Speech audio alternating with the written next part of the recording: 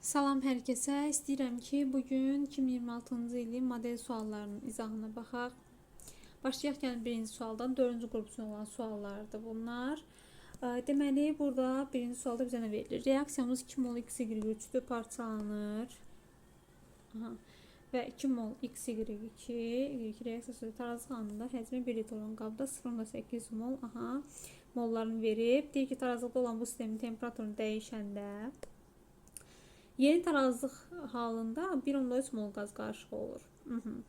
Tarazlıq sabitini hesablayın. Deməli, əvvəlcə bir tarazlıq halı var imiş. Sonradan temperaturu dəyişiblər və yeni bir tarazlıq halı yaranıb. Biz burada TST-dən istifadə edəcəyik. Birinci tarazlıq halı və ikinci tarazlıq halını müqayisə edəcəksiniz. Burada dəyişmə baş verir və ikinci tarazlıq halı yaranıb. Birinci tarazlıq halında bizə deyir ki, bunların mollar cəmi 0,8, 0,4 və 0,2-dir. Qabın həcmi də 1 litrdir. Hələ ki, bu mollarla işləyib, sonradan tarazlıq sabitini tapanda qatılıqları nəzərə alacaqsınız. Amma burada həcmdə 1 litr olduğuna görə fərq etməyəcək. Deməli, ilk öncə nəyə baxırsınız? Sistemdə əvvəl görək nə qədər maddə var. Baxın, birinci tarazlıq halında 0,8, 0,4 və 0,2 toplasanız eləyir 1,4. Yəni 1,4 mol qazımız var idi. Temperaturu dəyişdikdən sonra deyir ki, yeni tarazlıq halında qaz qarışığının molu 1,3 olmuşdur. 1,4-dən 1,3-ə gəlib. Yəni burada mol azalıb. Molun azalması bizə tarazlığın hansı istiqamətə yönəldiyini göstərir. Bunu necə biləcəksiniz? Baxın burada. Uşaqlar, başınızda 2 mol qaz var. Məhsullarda isə ümumi mollar cəmi 3 moldur. Hər üçü də qaz aqreqat halında verilib bizə. Deməli, 2-dən 3-ə doğru getdikdə mol neyib? Artıb. Amma bizə nə deyir? Deyir ki, 1,4-dən 1,3-ə gəlib, yəni ümumi mol azalmışdır. Deməli, burada tarazlıq sola tərəf gedib. Yəni, sağdan sola tərəf gedib. Başlanğıc maddələrə tərəf tarazlıq. O zaman burada başlanğıc maddəmizin molu artacaq, məhsulların molu isə azalacaqdır. Mən bunların dəyişən qatılıqlarını həmişə bilirsiniz ki, əmsallarına uyğun olaraq qeyd etməliyik. Ona görə də dəyişənlərlə ifadə edirəm. 2A, burada 2 mol olduğuna görə 2A yazıram. Burada A mol qeyd edirəm. Daha sonra növbəti tarazlıq halında olan qatılıqlarını belə ifadə edərik. 0,8 çıxaq 2A, 0,4 çıxaq 2A və 0,2 burada 0,8 plus 2A dedik, tarazlıq sola yönəlib başlanğıc maddəyə tərəf, ona görə bu artmalıdır. Bunlar isə hər ikisi deməli azalmalıdır. Çünki tarazlıq sola yönəlib. Və bizə deyir ki, növbəti tarazlıq halında mollar cəmi 1,3 olub. Deməli, mən bunları toplayacağım və bərabər eləyəcəm 1,3-ə. Buradan A-nı tapacaqsınız. Deməli, toplayanda edir 1, 1,4. Burada 2 A-lar getdi. Çıxaq A qalır. Bərabərdir 1,3-ə. Buradan da A-nı tapırsınız ki, A-nın qiyməti nəymiş? 0,1-dir. Sonra bizə nə istəyir? Tarazlıq sabitini istəyir. Gəlin bunların tarazlıq qatılıqlarını o zaman hesablayaq. Deməli, burada 0,8 plus 2A-dır. Yəni 0,8 plus 0,2 neçə yiyəcək? 1 yiyəcək. Burada 0,4 çıxaq 2A yiyəcək 0,2. Burada 0,2 çıxaq A yiyəcək 0,1. Mollarını tapdınız. Deməli, həcmdə dedim ki, bayaq da qeyd etdim ki, həcm 1 litr olduğuna görə burada qatılıq hesablayanda bunların hamısını 1-ə böləcəksiniz və yenə də eyni qiymətlər alınacaq. Amma həcm başqa verilsəydi, başqa bir ədəd verilsəydi, o zaman fərq edəcəkdi qiymətə təbii ki. Burada isə 1 olduğuna görə fərq etmir. K-nı gəlin hesablayaq.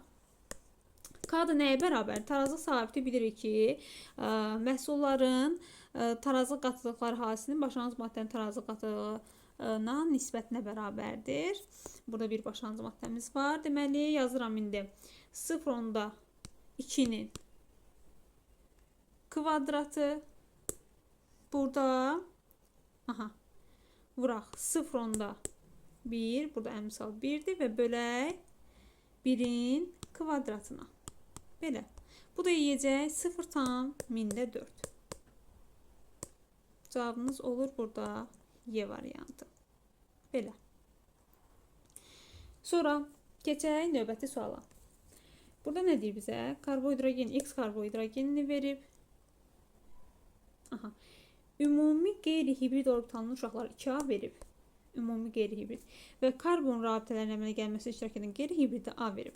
Ümumiyyətlə qeyri-hibridi biz necə tapırdıq? Bütün karbohidrogenlərdə qeyri-hibridin tapılması üçün bir düsturumuz var idi. Neydi? Hidrogenin sayının üzərinə, hidrogen çünki S orbitaldır və S də qeyri-hibriddir, hibrid deyil. Üzərinə yazırdıq 2 vuraq pi. Niyə görə 2 vuraq pi yazırdıq? Çünki pi'nin əmələ gəlməsində yadımıza salaq quruluşu 2 dənə p orbitalı iştirak edirdi və ona görə də biz burada p orbitallarının sayını nəzərə alacağımız üçün pi rabitəsinin sayını 2'ye vurmalıyıq. Bir dənə pi'dən 2 dənə p orbitalı iştirak edib. Yəni burada istifadə etdiyimiz S və p orbitalların cəmidir əslində. Belə, ümumi bunların sayını 2A verib. Sonra deyir ki, karbon rabitələrinin əmələ gəlməsində iştirak edən hibrid də A-dır. Uşaqlar, karbon rabitələrinin əmələ gəlməsində iştirak edən qeyri-hibridlər pi rabitələri, yəni karbonlar arasında pi rabitələr əmələ gəlir. Bunlar da qeyri-hibrid sayılır.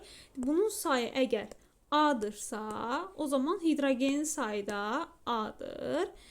Deməli, bu nə deməkdir? Biz elə birini götürməliyik ki, variantda pi rabitənin sayını 2'ye vuranda hidrogenin sayına bərabər olsun. Buna uyğun olan variantı seçməlisiniz. Deməli, başqa bir cürdə buna yanaşsanız, p orbitallarla hidrogenlərin sayı bir-birinə bərabər olmalıdır. P orbitallarla hidrogenlərin sayı bir-birinə bərabər olmalıdır. Baxaq, birincidə benzol. Benzol C6H6'dır. Bilirsiniz ki, burada benzolda ümumi pi elektron sistemi var və burada hər karbon öz P'sini vermişdir, P orbitalını vermişdir. Ümumilikdə 6 dənə P orbitalı iştirak edir bu pi sisteminin yaranmasına. 6 P'si var, hidrogen sayı da 6 olduğuna görə benzolu götürəcəksiniz. Sonra ikinci asetilen. Asetilen quruluşu uşaqları budur. Burada bizim 4 dənə P'miz var. Çünki 2 P var. 4 P, 2 hidrogen sayıları P'lərlə hidrogenlərin sayı eyni deyil. 2'ni götürmüşsünüz. Etilen uşaqlar budur. CH2, CH2. 4 dənə hidrogen var və burada 2 dənə P orbital olduğuna görə yenə də P ilə hidrogen sayı uyğun gəlmir. Propinə gəlin baxaq. Propində də bu formadadır. 4 dənə hidrogeniniz var və 4 dənə də p orbitalınız var. Demək, burada uyğun gələcək. 1'i və 4'ü götürürsünüz. Burada olur cavabınız Y variantı. İndi isə gəlin baxaq 3-cü suala. 3-cü sualda bizə kalsium karbonat, kalium hidrokarbonat verib qarışığı parçalayır. Aha. Gəlin yazaq. Deməli, kalsium karbonat parçalandıqda, kalsium karbonat parçalandıqda buradan əmələ gəlir kalsium oksid və karbon qazı. Kalium hidrokarbonatı parçalasaq, buradan kalium karbonat əmələ gələcək. Yenə də karbonat turşusu və o da parçalanacaq suya və karbon qazına. Bir də burada 2 mol kalium hidrokarbonat olmalıdır. Digərləri 1 mol. Aha, hər şey qaydasındadır. Demək, qarışığın ümumi kütləsi başlanğıcda, yəni bu iki bərk maddənin kütləsi 90 qram olub. Reaksiyadan sonraki bərk qalığın kütləsi 70,6 olub. Azalma baş verib uşaqlar. Çünki burada qaz və su buxarı ayrılıb. Bunlar da bərk maddənin kütləsinin azalmasına səbəb olub. Görün nə qədər azalma olub burada. 90 qramdan 70,6'ya gəlib. Çıxsanız burada bu eləyəcək, deməli 19,4 qram. 19,4 qram həm buradan ayrılan bu qazların və su buxarının ümumi kütləsidir. Deməli, sonra nə edə bilərik burada uşaqlar? Mollarını verib ki, ümumilikdə 4N karbon qazı var və M molda su var. Uşaqlar, bunların ümumi kütləsinin cəmi də bizə elə 19,4 verəcək. Çünki dedik, azalma bunların hesabına baş verir. Belə deyilmi? Gəlin bu tənlikdən N-i tapaq. 4N-i vururam karbon qazının kütləsinə, yəni 4N vuraq 44.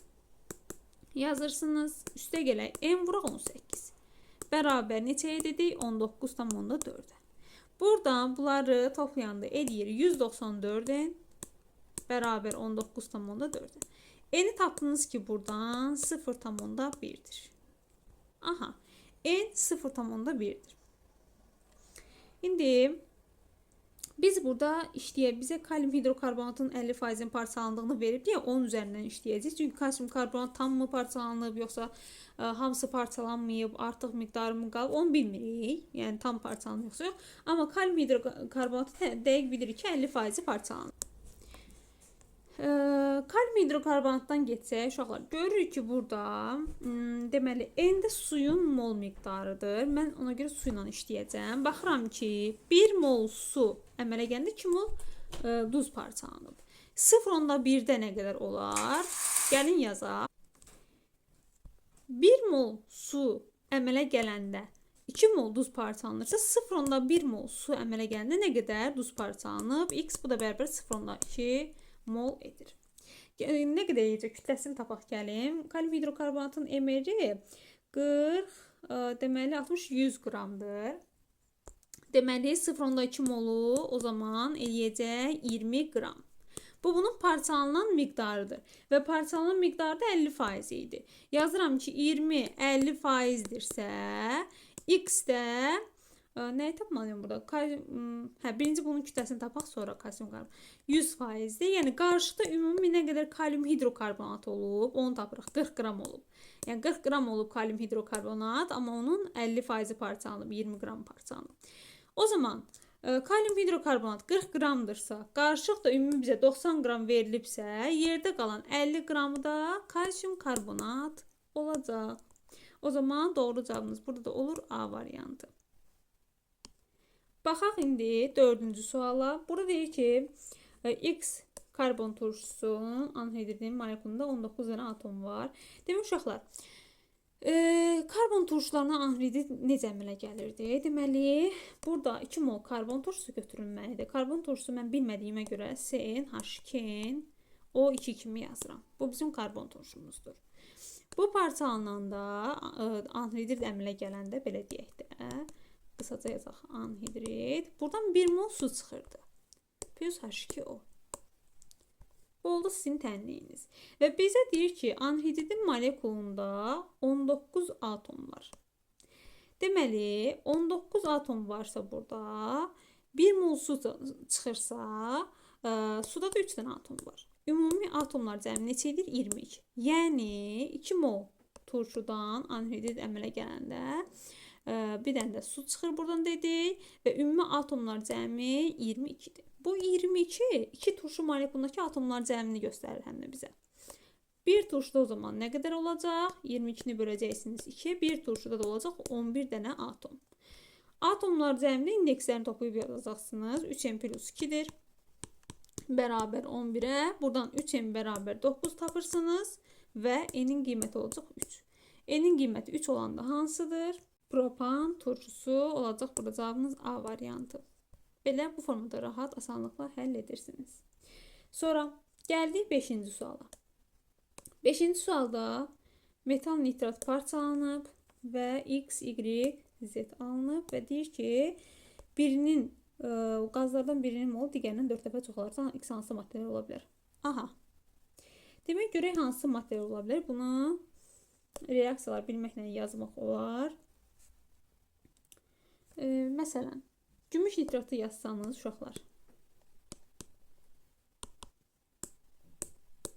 Buradan alınacaq gümüş, NO2 və O2. Əmsal qoysaq bizə burada deməli bura 2, burada 2, burada bir 2 düşür. Oksigen ehtiyac yoxdur. 2-nin 1'i olur burada. 4'ün 1'e lazımdır amma bizə bunu götürməyəcəksiniz. Civə nitrata baxsanız, burada alınır civə, NO2 və O2. Burada da yeni metal alınır. Sadəcə burada NO2'də nədir? Burada da bura bir 2 yazsaq kifayətli 2-1 olur. Burada 4-1 olmur. Sonra misoksid. İkivalentli misoksid deyəndə mis nitrat parçalanır buradan. Buradan əmələ gətirir misoksid. NO2 və O2. Burada isə əmsalları qoysanız uşaqlar, bura 1, 2, burada 2, burada 4, oksigen də 1 olur. Və bununla eyni olacaq. Məsələn, sink oksid də eyni qaydada gedəcək. Çünki sink nitratdan 2 dənə olur. Sink oksid NO2 və O2 eyni məhsullar əmələ gəlir. Duzun da formulu X NO3-dən 2 dənə. Yəni bu formula hər ikisi uyğun olduğuna görə mən burada asanlıqla deyə bilərəm ki, yəni buradan da qazların əmsalları nisbəti 4-ün 1-ədir. 2 ilə 5-i götürəcəksiniz, 1 ilə 4-ü götürməyəcəksiniz. Buna uyğun variantda 2, 3, 5 deyilə. Alüminium da yazsanız, gəlin istəyirsə yazaq. Deməli, alüminium nitrat buradan da alınacaq uşaqlar. Alüminium oksid. Yəni bunu əmsallaşdırmaq sizin vaxtınızı ala bilər. O qaydada sinklə misi bildikdən sonra götürə bilərsiniz. Burada əmsallarını qeyd edirəm ki, biləsiniz. Burada 4 mol olur. Sonra 2 mol alüminium nitrat olacaq. O zaman NO2 düşür 12 və oksigeni də burada səhv etmirəmsə 3 düşürdü. Bəli, və 4-ün 1 olurdu. Nisbət 4-ün 1 olmalı. Demir ha, mütləq 4 mol 1 mol olsun. Deyir ki, birinin mol miqdarı digərindən 4 dəfə çox olarsa, bu 4-ün 1-i nisbət deməkdir. Deməli 2, 3, 5-i götürəcəksiniz. Cavab olur burada B variantı. Baxaq 6-cı suala. 6-da bizə nə deyir? Deməli, alüminium hidroksid H kloruna reaksiyaya daxil olur. 2, 3, 1 mol su alınır. Uşaqlar, ümumiyyətlə bu turşularla əsaslar arasında reaksiya getdikdə 1 mol su alınırsa, bu o deməkdir ki, turşudan da, əsasdan da 1 OH və 1 H çıxıb. 2 mol alınırsa 2 OH, 2 AH, 3 mol alınırsa 3 OH və 3 H çıxıb. Deməli, 2 mol su üçün deməli mənə 2 dənə hidrogen lazımdır. Və 2 hidrogendə 2 mol xlor turşusunda olacaq. Yəni burada M1 olur 2. M1 bərabər 2 yazdıq. Sonra verib bizə 3 mol su alınır. 3 mol su alınırsa o zaman burada da 3 dənə hidrogen lazımdır bizə. 3 OH lazımdır. Və 3 hidrogen üçün də 3 mol turşu götürməlisiniz. Sonda verib 1 mol su. 1 mol su üçün də 1 OH və 1 H ehtiyacımız var. Həmişə biz bunu reaksiyalarda da açıq formada yazıb göstərirdim uşaqlara. Deməli 1 H lazımdır və bu da 1 mol hidrogen kloriddir. Burada N3 də olur.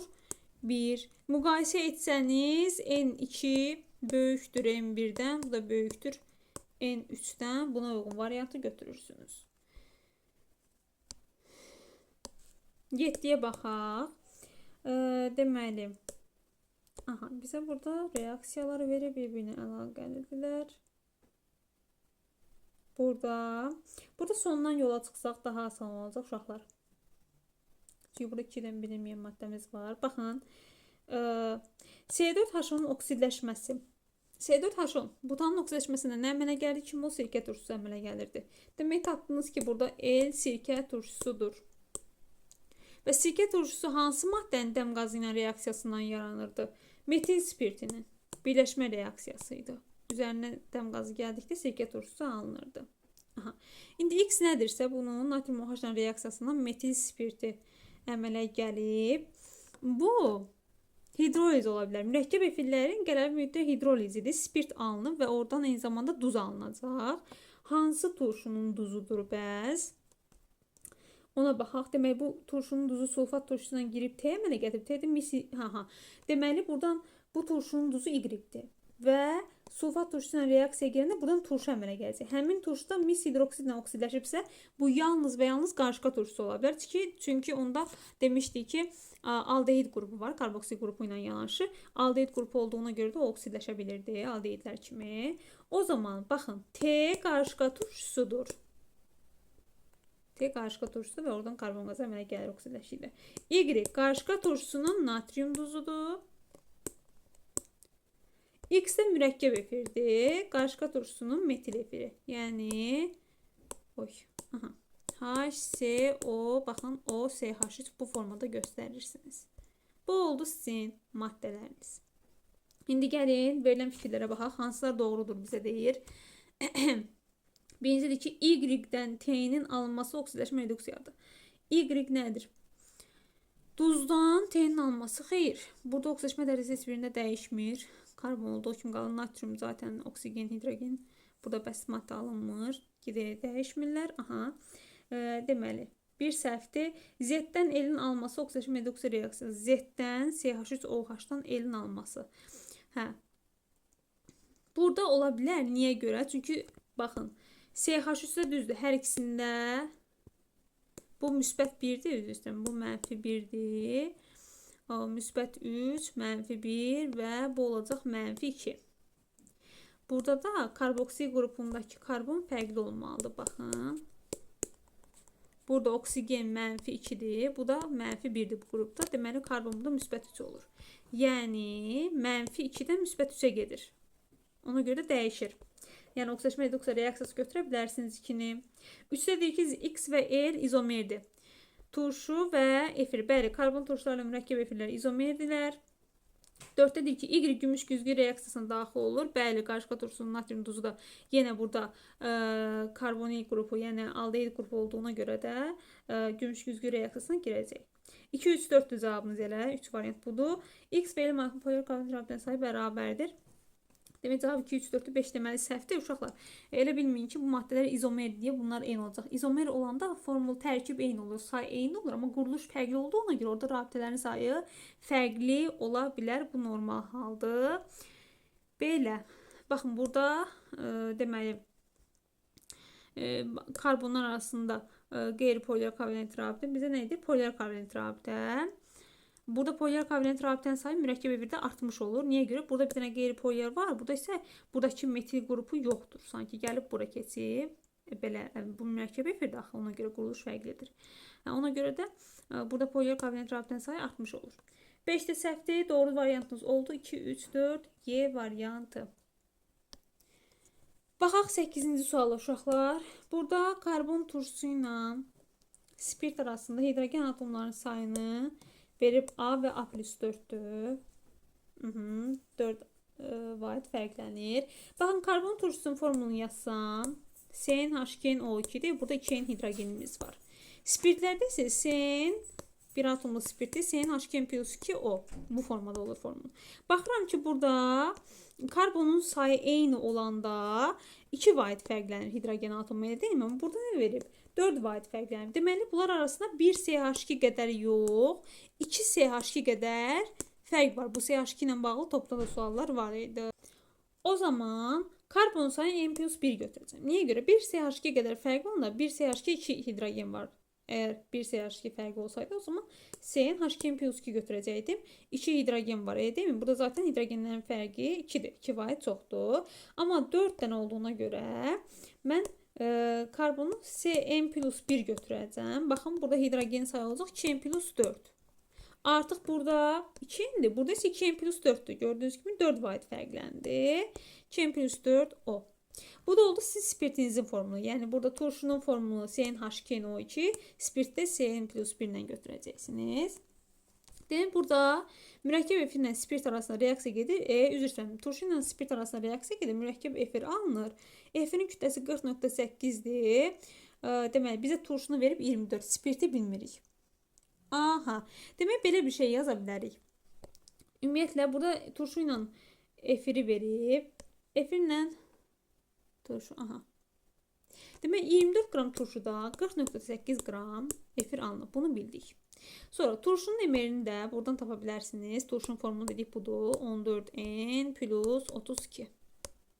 Tamam mı?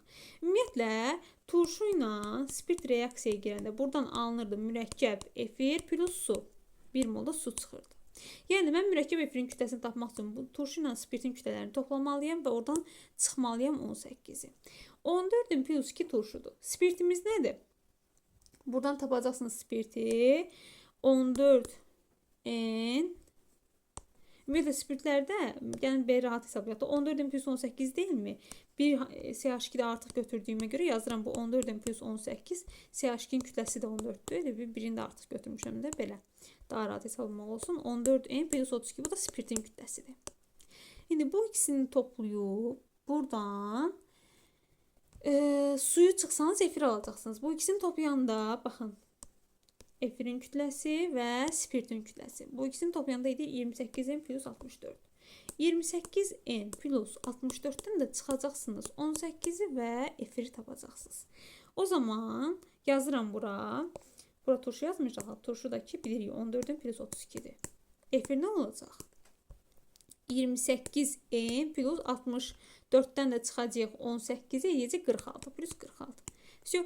Bu tənlikdən biz deməli n-i tapacağıq. N-in qiymətini hesablayanda n burada olur 2. N 2-dir. Mənə nə istəyir? Efir molekulunda. Deməli uşaqlar, n 2-dirsə, spirtdə burada n-in yerinə 2 yazacaqsınız. Üzr turşuda 2 yazacaqsınız. Spirtdə isə n 3 olacaq. Çünki n plus 1 götürmüşük. N deyəndə yəni karbonun sayı 3 olacaq. 2 karbon burada, 3 karbon burada. Turşu molekulunda 2 karbon var.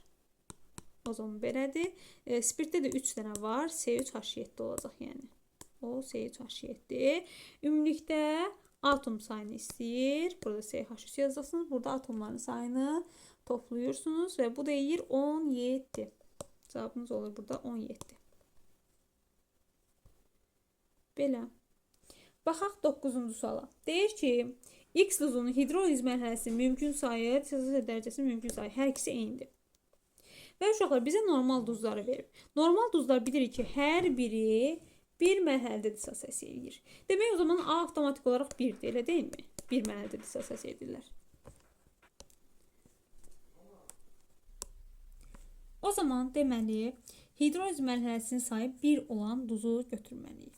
Və bunun üçün də biz baxmalıyıq ki, duzumuzda zəif olan tərəfin, bu əsas da ola bilər, turşu da ola bilər, əsaslığı yaxud da turşuluğu birdən çox olmasın. Çünki əgər bir əsaslı turşu olarsa, o hidrogenlərini mərhələ götürür. Bir əsaslı olmazsa, məsələn 2 əsaslıdırsa, birinci mərhələdə bir hidrogenini, ikinci mərhələdə digər hidrogenini, 3 əsaslıdırsa 3 mərhələdə hidrogenlərini götürəcək. Yaxud da əsaslar bir turşulu əsasdırsa, bir mərhələdə OH-ını götürəcək. Amma 2 turşuludursa, bir mərhələdə bir OH-ını, ikinci mərhələdə digər OH-ını götürəcək. Beləliklə mərhələ sayı artmış olur. Ona görə də hər iki tərəf güclü olmalıdır ki, hər iki tərəf güclü olmalıdır ki, bir mərhələdə hidroliz baş versin, yaxud da zəif olan tərəfin turşuluğu yaxud da əsaslığı 1 olmalıdır. Yəni ya bir turşulu əsas olmalıdır, ya da bir əsaslı turşu olmalıdır ki, bir mərhələdə H-ını yaxud da OH-ını alıb özünü əsasa yaxud da turşuya tanımlasın. İndi baxırıq burada birinci duzumuza fermxlor 2 verir. Burada zəif olan tərəf əsaslı dəmir OH2-dir. Güclü olan tərəfdə xlor turşusudur. Dəmir OH2, baxın uşaqlar. Bunun 2 dənə OH-ı var. Bu 2 mərhələdə öz OH-larını alıb tamamlayacaq özünə. Ona görə də burada 1 ola bilməz. 1-i götürmürsünüz. İkinci gümüş nitrat. Gümüş nitrat ola bilər. Çünki gümüş hidroksid də bir turşulu əsasdır, nitrat turşusu da bir əsaslı turşu olduğuna görə bu qüvvətli tərəfdir. Zəif olan tərəf əsasdır. Burada da gümüşdə bir OH-ı var, bir OH-ını bir mərhələdə qəbul edəcək və beləliklə bir mərhələdə hidroliz prosesi baş vermiş olacaq. Digəri, üçüncüyə baxaq. Burada zəif olan tərəf yenə turşudur. Burada sirkə turşusunun bir hidrogeni var. O öz bir hidrogenini bir mərhələdə elə qəbul edəcək və tamamlanacaq. Natrium hidroksiddəki güclü tərəfdə məlum məsələdir. Natrium karbonata baxaq. Natrium karbonata güclü tərəf əsaslı natrium OH güclü, amma turşu zəifdir, yəni karbonat turşusu. Bu da 2 əsaslı turşu olduğuna görə 2 mərhələdə öz hidrogenlərini götürəcək. Demək burada 2 mərhələdə gedəcək. O zaman bir mərhələdə gedən ikinci və üçüncü oldu. Cavab olur B variantı. Baxaq ona. 10-cu sualda bizə nə istəyir? Deməli, X həm hidrogenlə, həm oksigenlə girməlidir. Həm hidrogenlə, həm oksigenlə girən burada olacaq karbon, kalsiyum ola bilir. Fosfor ola bilmir. Fosfordur, silisiumdur, berilyum, alüminiumdur. Bunlar hidrogenlə reaksiyaya girməyən maddələrdir. Halogenlərdən də xlor, deməli, brom, yod, oksigenlə girmir. Belə yadımıza salaq bunları. Ona görə də X-in yerində karbon, kalsiyum ola bilər. Sonra Z-in yerində də xlor ola bilməz deyə bunlar da çıxdı. O zaman A, B çıxdı, D də çıxdı. Fosfor su ilə birbaşa reaksiyaya girə bilmir. Deməli, ona görə də C-ni bir dəqiqə. Y-in yerinə verib burada.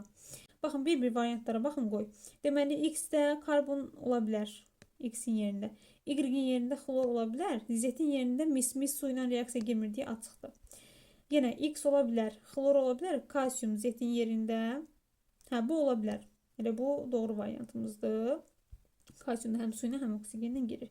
Baxın, C-də Y yerində fosfor ola bilməz, çünki hidrogenlə girmir. D-də də fosfor hidrogenlə girmir deyə getdi. Silisium da yenə hidrogenlə girmir deyə Y yerində ola bilməz. Bu da çıxdı. Doğru cavabımız qaldı B variantı. Baxaq 11-ci suala. Deməli 11-də molekula 15 sigma rabitə olan doymuş monomer molekulunda poliokovalent rabitənin maksimum sayını hesablayın deyir. Uşaqlar, ümumiyyətlə amillər üçün 1-li, 2-li, 3-lü heç bir fərq etmir. Ümumi formul bir dənədir. CnH2 plus 1 NH2 bu hər birinə aid edilir. 15 sigma rabitə var deyir. Sigma rabitədə bütün üzvü maddələrdə belədir ki, sigma rabitə ümumi atom sayından hər zaman 1 vahid az olur. Çünki 2 dənə atom arasında bir dənə rabitə yarana bilər. Ona görə də 1 vahid az olur sigma rabitə sayı atom sayından. Burada ümumi atom sayını tapsanız, ümumi atom sayı eləyəcək 3n plus 4 və sigma rabitədə o zaman olacaq 3n plus 3. Bərabərdir, mən yazıram 15. Buradan neyini tapıram ki, n bərabərdir 4-ə. 4 karbon var və deyir ki, mənə elə edin ki, poliokovalent rabitə sayı maksimum olsun. Demək, karbonlar arasında rabitə sayını azaltmalıyam. O zaman 3-lü amin yazaram ki, uşaqlar, bu karbon 4 dənə deyilmi? 3-ü azota birləşsin. Burada artıq polio rabitələri yaransın. Azot artıq 4-cünü birləşdirə bilmir deyə 4-cünü bu formada birləşdirirəm. Aha. Deməli, poliokovalent rabitə burada 1, 2, 3 dənə oldu. Bir də hidrogenlərin sayını götürürsünüz.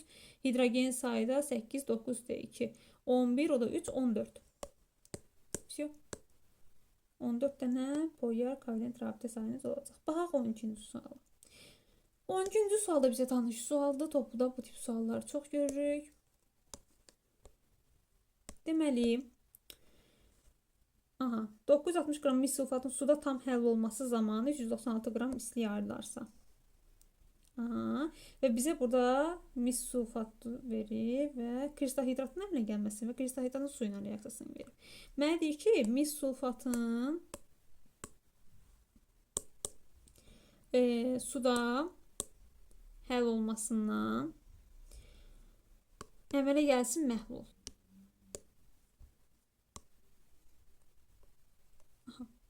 Və burada nə qədər deməli istilik ayrılmalıdır? Bunu tapaq. 960 qramda bizə verib ki, deməli 396-dır. Buna 1 molu 160-dır. Yazırsınız 160 da x-dir.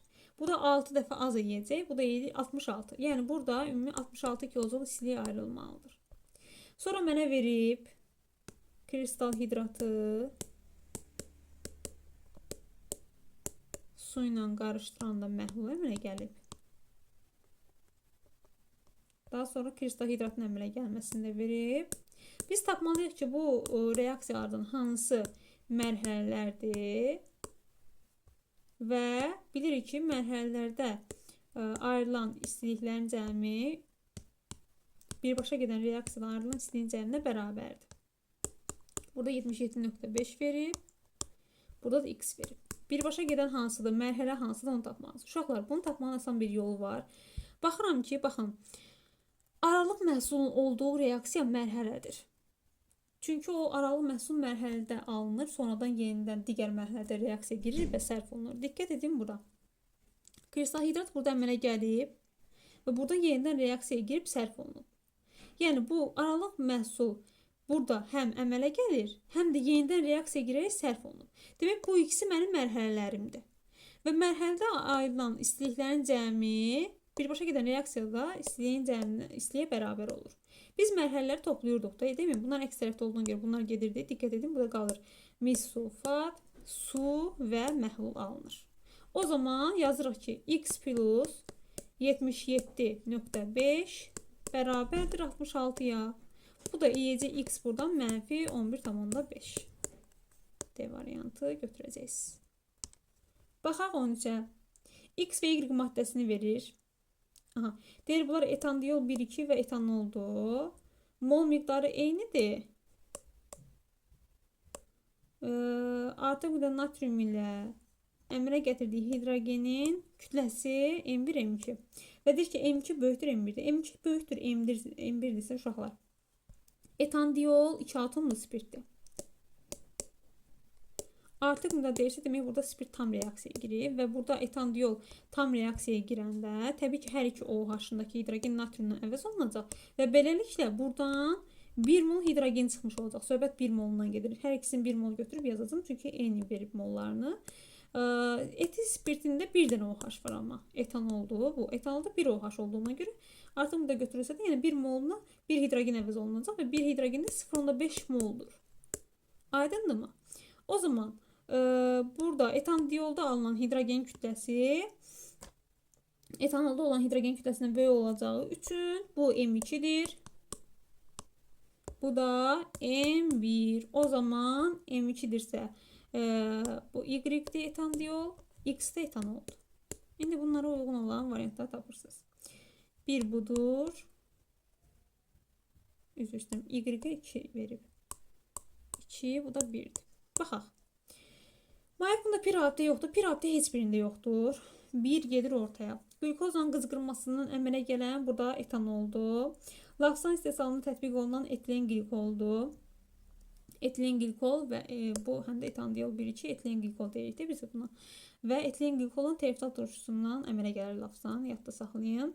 Nitrat turşusu ilə mürəkkəb efir əmələ gətirir. Hər ikisinə aid olacaq. Çünki həm oksigenli qeyri-üzvü turşular və üzvü turşular bütün spirtlərlə mürəkkəb efir əmələ gətirir. Yəni yetər ki turşumuz oksigenli turşu olsun. Bu həm bir atomlu spirt, həm çox atomlu spirtlə mürəkkəb efir əmələ gətirəcək. Burada heç bir problem yoxdur. Ona görə 4 də ortaya gedəcək. 1 ilə 4 gedir 3-ə və 2 gedir birinciyə, 3 də gedir ikinciyə. D variantı burada doğru cavabımız olacaq. 14-cü baxırıq. 14-cü suala. X fluorda kütlə A-dır. 2, 3 və 4-cü dövrün qələvi metallardır uşaqlar. Burada kütləsi ən çox olan arıcılıq belə olur. Litium, natrium, kalium. Kütləsi ən az olan litiumdur. Yəni Z litiumdur. A-16. Ondan sonra A olacaq natrium. X natriumdur və ən çox olan da kalium olacaq. Yuxarıdan aşağı doğru getdikcə kütlələri artırdı. Belə. İndi baxırıq hansı doğrudur, hansı yanlışdır. Birinci. X plus oksigen X2O2 bəli natrium peroksid əmələ gətirir. 1 doğrudur. Sonra 2. Kalium 2O əmələ gətirmir. Kalium superoksid əmələ gətirir. 2 səhvdir. Üçüncü. Z nitrat, litium nitratı parçalanda bəli oksid əmələ gətirir. Düzdür. Dördüncü XNO2 bəli nitrit əmələ gəlir burada da. Beşinci. Y-də Y xeyr səhvdir, nitrit əmələ gəlməli idi. Səhvdir 5-ci. 6'da da verib Z plus O2, ZO2 xeyr. Bu kalium uyğunu idi. Z litiumdur, bu da səhvdir. Bizə doğru deyil istəyir. 2, 5 və 6-nı götürəcəksiniz. Olur B variantı. 15'ə baxaq. Burada fosfor, natrium OH və su reaksiya girir. pH 3 əmələ gəlir və X tuzu. 4 mol fosforun artıqlaması ilə götürülmüş. Natrium OH məhlulu 1 mol qaz alınmışdır. Aha, bu da pH 3'dür yəni. 1 mol pH 3 alınıb. Və X maddəsində 1 molda 1 mol fosfor atomu var. Demək burada oksidaşma dərəcəsini istəyir. Uşaqlar. Fosforun oksidaşma dərəcəsi 0'dır, bəsitdir. pH 3'ə gedib və 1 mol pH 3 alınıb. Burada da oksidaşma dərəcəsi -3'dür eyni zamanda. Demək 0'dan -3'ə gedib. Bu nə edib? 3 elektron alıb. Bu deməli uşaqlar burada elə dəyişən digərdə fosfor olacaq. Niyə görə? Natriumda hidrogendir, oksigendir. Duz alınıbsa duzun tərkibində bunlar sabit olur da, yəni dəyişmirlər. Demək bu duzun tərkibində dəyişən digər elementi elə fosforun özüymüş. Neçə oksidaşma dərəcəsi göstərib onu tapmalısınız. Demək burada 3 elektron alıbsa biz bilirik ki oksidaşdırıcının aldığı ilə reduksiya edicinin verdiyi elektronlar sayı bir-birinə bərabər olur. Demək ki, burada da 3 elektron verməlidir. Elə deyilmi? Yəni, -3 elektron olmalıdır. O zaman bu duzun molu olacaq neçə mol? 3 mol. Bunu ümumiyyətlə hardan bilirik? Həm də 4 mol fosfor var uşaqlar. Biri buradadırsa, bura 3 mol düşəcəkdir zaten. Belə yazırsınız. 1 mol 3 mol və deyir ki, duzun da 1 molunda 1 mol fosfor var. 3 molda da 3 mol fosfor olacaq əlbəttə ki. Ümumi 3 elektron alınıbsa, demək 1 fosforda 1 elektron alıb. Belə. Müsbət 1 oksijenləşmə dərəcəsi göstərəcək o zaman. Doğru variantınız C variantıdır. Ümid edirəm ki, uşaqlar, video sizin üçün yararlı olmuşdur. Hər hansı bir sualınız yaranarsa, şərh bölməsinə qeyd edə bilərsiniz. Videonun davamını gəlmək istəyirsinizsə, onu da yazın. İnşallah növbəti ikinci yarısında çəkib sizin üçün paylaşacağım. Hələlik.